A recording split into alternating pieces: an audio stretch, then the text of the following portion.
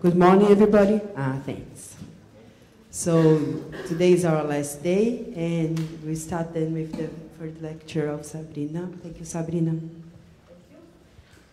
you. Okay, so thank you very much for being here after the party, which I think was quite demanding for consistency with the early wake up to listen to open quantum system theory. I hope it will be worth it.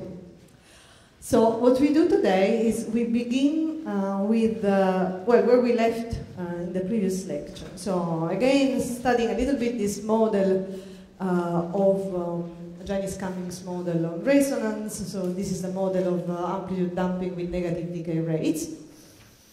And then we go to the airplane questions, okay? So, and then we will proceed from there. I had to change once again the structure of this final lecture because your questions were so many and so good, and some of them very important to clarify.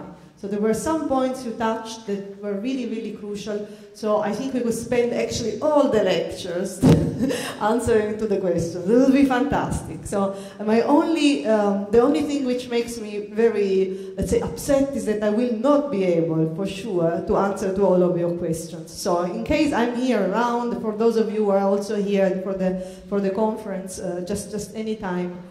Come and ask me if I didn't answer to your questions. I try to group them, I try to somehow answer collectively, but I know I won't be able. Okay, in some cases I decide I will give you some references where to look at, because I don't have time to explain, but at least I tell you where you can look at these things. Okay, now, oh wow, that was impressive. I don't know what happened. Okay. This is I don't know what this is.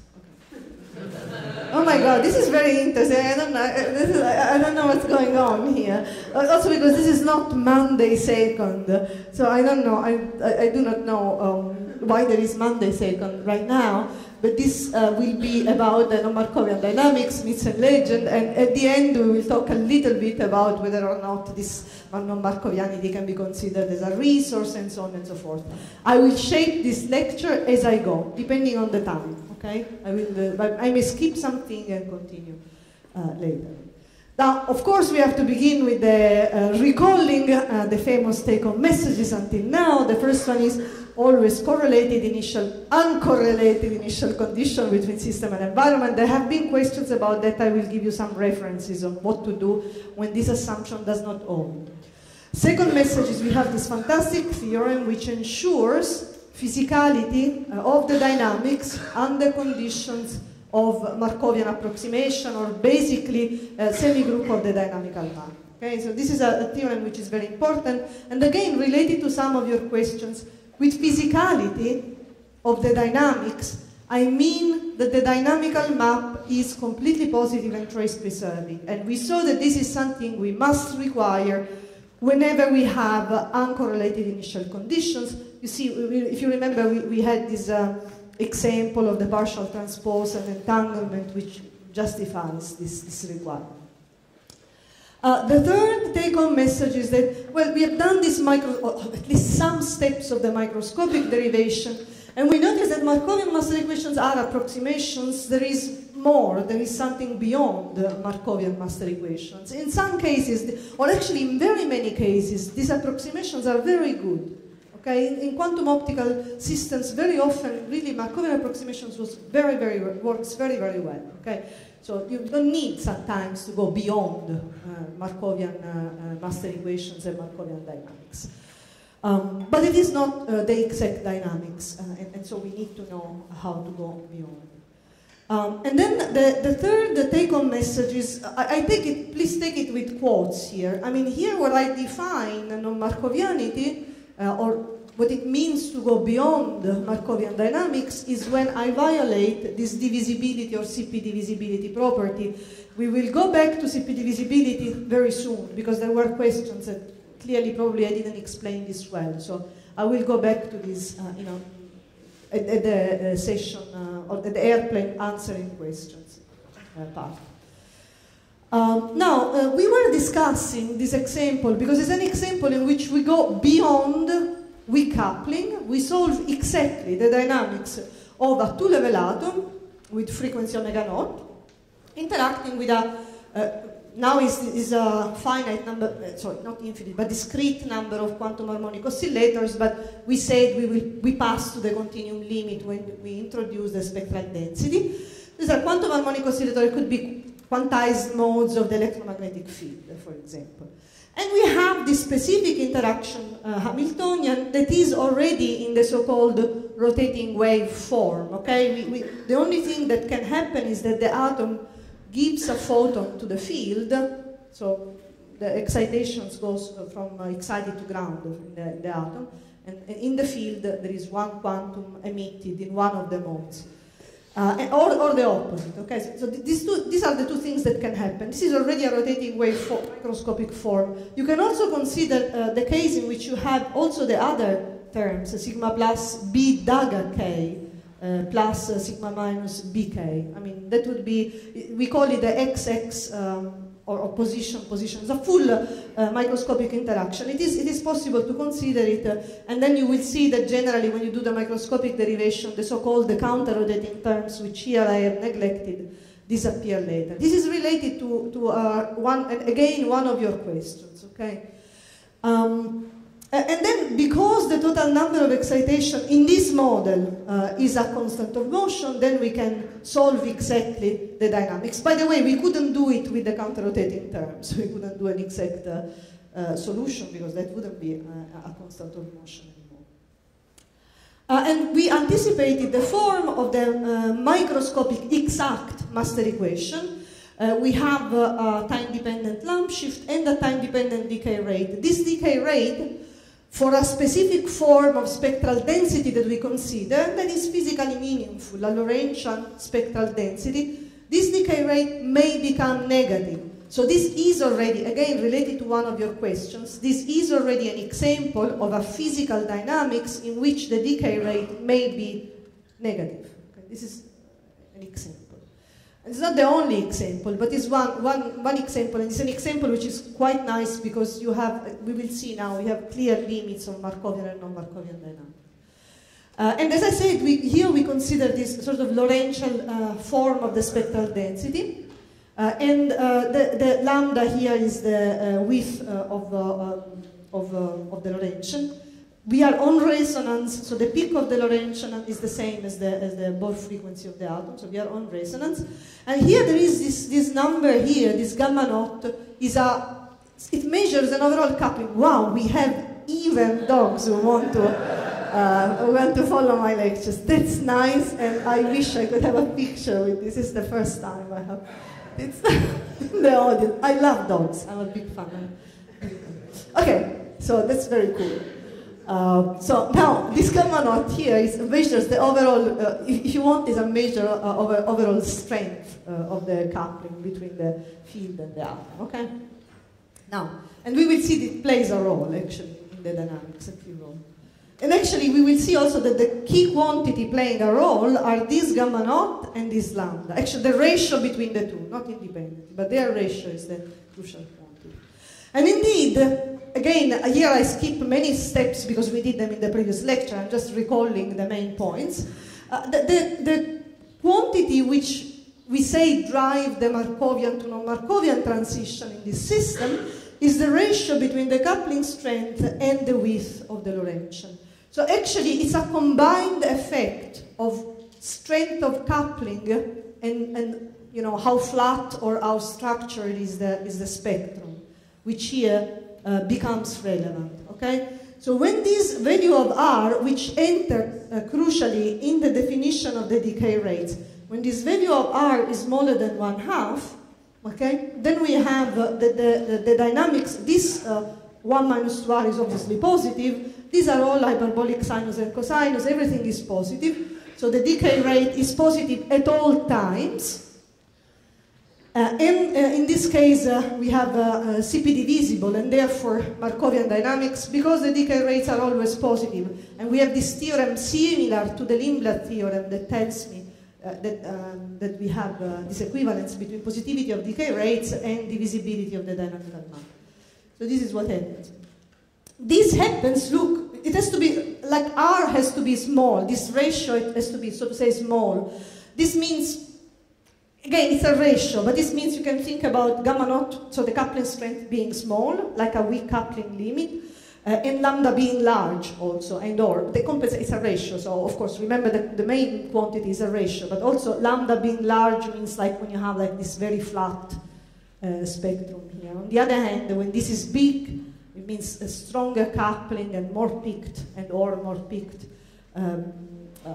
spectrum. Then you have this non-divisible dynamics, which comes from the fact that this term here becomes negative, and therefore this becomes sinus and cosinus, and you have negativity in the decay rates. Okay? So this is what happens, and this is a model in which you have a parameter that you can change, and depending on the value of this parameter, which is physically linked to the strength of system-environment coupling, and to the shape of the spectral density, to both of them,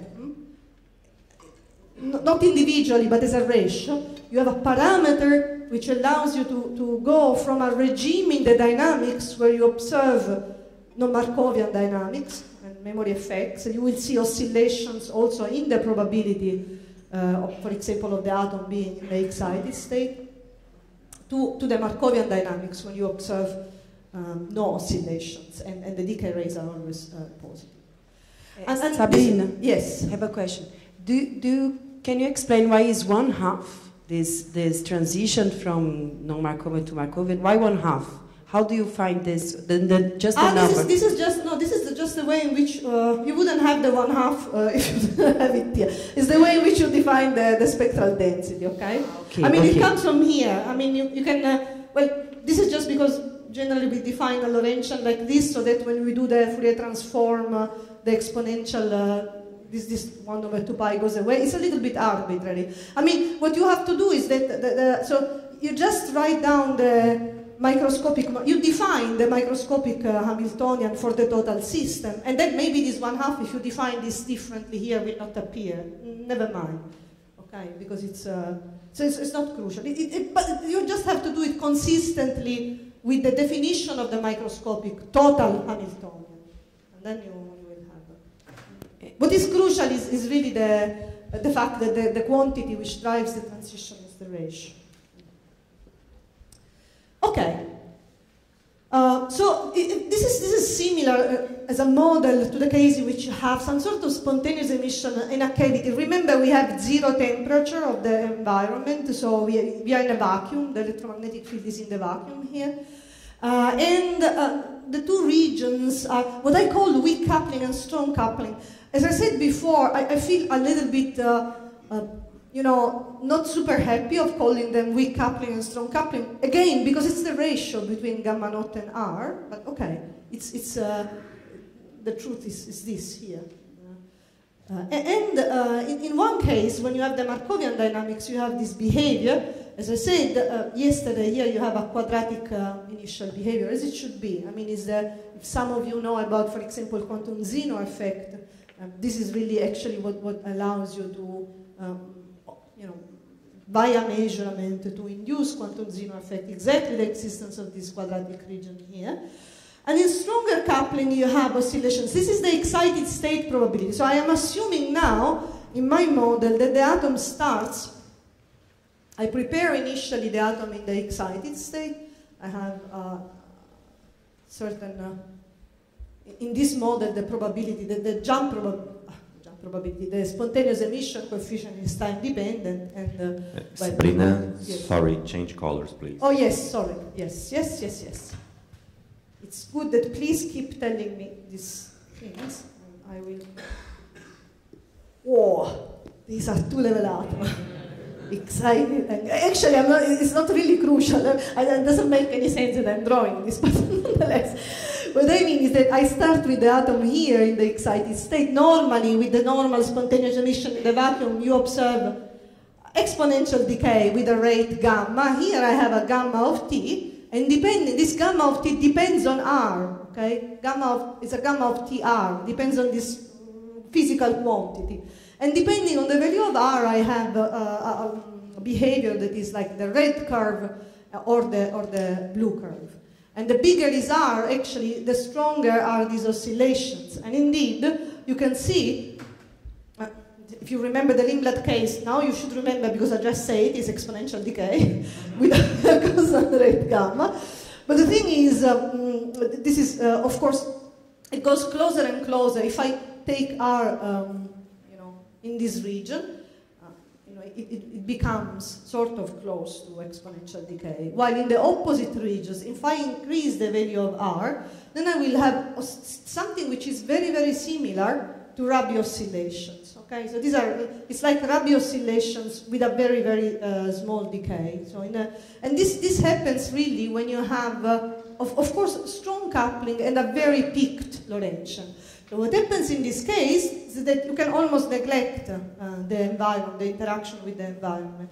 The atoms keeps exchanging energy with the one mode, the protected mode of the cavity field. And then you observe really this exchange of energy that goes back and forth, and slowly decays because you have some losses.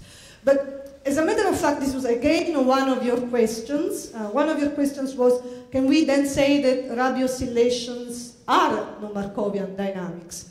Well, I mean, again, if you think it in terms of an open system, so you do still have some losses. Of course, this is an example in which you do have an example of non-Markovianity, an example in which definitely you are not in weak coupling, you have a structured environment, and you, of course, eventually, in this formalism allows you to describe also the case in which eventually you will decay. So there is a very slow decay of the oscillations. But yes, and in this case, what we will see also during the lecture, even in the information flow perspective in which we study information backflow and these other measures of non-Markovianity, you will see that there is non-Markovianity in the sense that there is information backflow, the information carrier being the photon exchanged between the atom and the cavity field. Okay, now this doesn't work well, exactly. And this is exactly what I was just saying now. The Markovian, you can actually write down well, and I encourage to do it, from the previous expression, you can write down the limits R much smaller than 1 and R much greater than 1, and recover really both exponential decay and the perfect Rabi oscillations. Now, where are the memory effects in this model? Okay, can we describe them differently, in a way? Can we have a way of better clarify what we mean with memory? Yes, here in this question. And this will be we will answer to this question in a moment when we introduce a new way of characterizing, it's not so new, a way of characterizing memory effects in terms of exchange of information between system and environment. So we will go back to this question later. Now, this is a question for you, okay? Should we worry here about complete positivity? This master equation is not in the Lindblad form. Better, it is operatorially in Lindblad form, but the Lindblad theorem does not hold because the decay rates become negative. Okay. And I told you that beyond always positive decay rates, we don't have any theorem which guarantees that the master equation is physical, in the sense that the dynamical map is completely positive. So is it something that is bothering us here? I mean, should we worry about the fact that actually the model we are describing may not be completely positive? There are some... No? What? It's an exact solution. Exactly, it's an exact solution. We have done absolutely zero approximation here. There is no approximation. We solved the full exact model. We didn't do any approximation. There is no way that we can lose physicality of the dynamical map. So the dynamical map is always completely positive if you start from an exact model of, which is closed system plus environment, unitary, okay? And you make no approximation. You're just tracing over the environmental degrees of freedom. That's everything you've been doing here.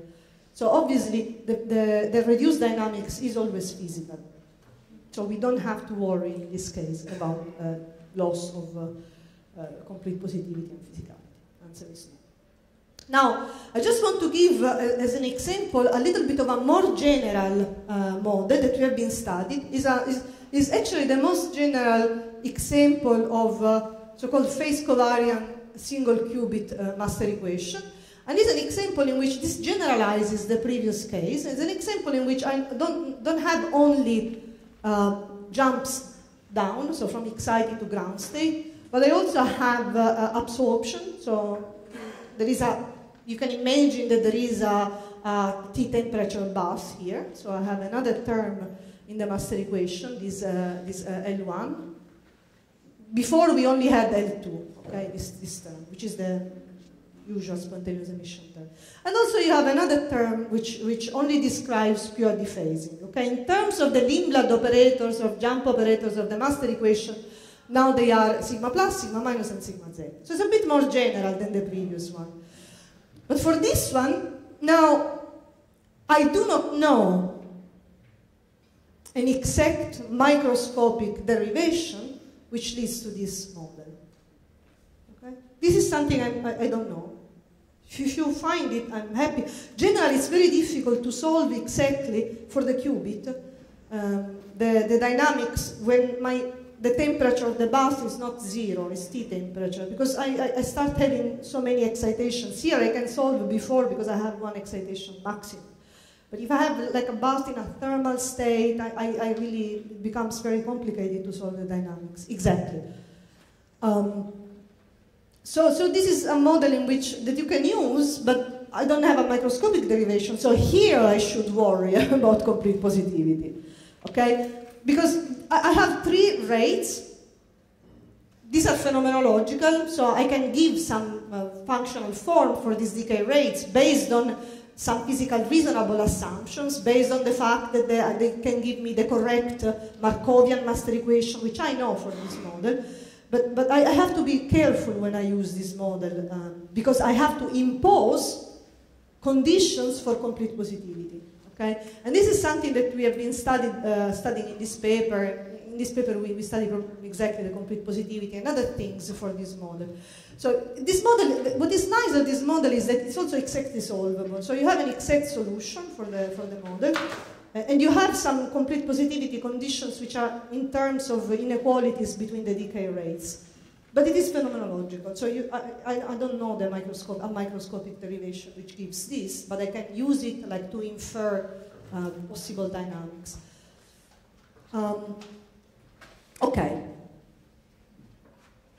I think this is everything I wanted to. And of course, once again, one of your questions, meanwhile I try to remember your questions and answer, one of your questions was, can you give an example of a physical model with negative decay rate, not a physical, a model with negative decay rates, which is not physical? And here, for example, it's simple to, because there are inequalities linking these decay rates. So if I choose something which does not satisfy the inequalities, is obviously non-physical. So the corresponding solution exists. I can always solve it. I can always write the solution for this master equation. I can always do it. But if it does not satisfy, if the coefficients do not satisfy certain inequality, then the resulting dynamics will not be completely positive. It can violate, generally, I think, actually I don't remember, I think here we always violate both positivity and complete positivity. No, they are separated. Actually I don't remember, okay, never mind, I don't remember if I violate both or not at the same time. You see, because there is the issue of positivity and there is the issue we discussed of complete positivity. And there are examples of models which are in between, okay, they can still be positive but not completely positive, of course. I mean, this is... But there are many, often it also happens that when they violate positivity, they also violate complete positivity. I mean, there can be a number of... Okay. Now, time for your airplane questions. This doesn't mean that you have to send the airplane. No. It's my answers to your questions, okay? It's not yet airplane time, okay? So it's the time in which I try to go through at least some of your questions and give an answer.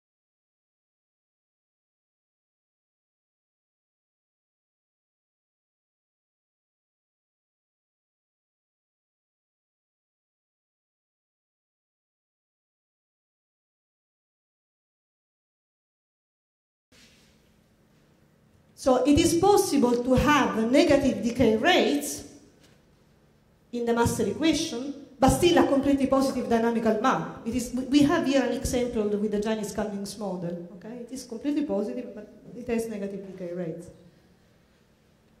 The subtle point is that the form of the master equation with negative decay rates does not guarantee that the solution is completely positive. It does not mean that I'm giving up on that. I'm not sure. I don't have a theorem which tells me that it is always completely positive. Okay?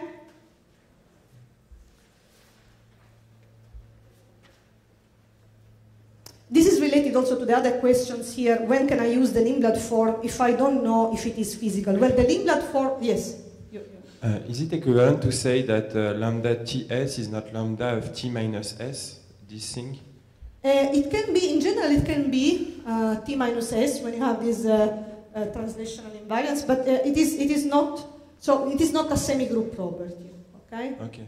Yes, the semigroup property, which is the fact that here I would have S and T, and here would be T plus S, this is not anymore guaranteed.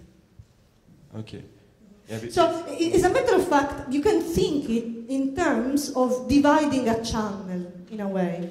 So if you have that's why it's called divisibility. Say that I have a quantum channel here, and these are different slices of time. Okay, so I'm starting, for example, this is my 0, and I evolve for a small time T1. Okay, and at this point here.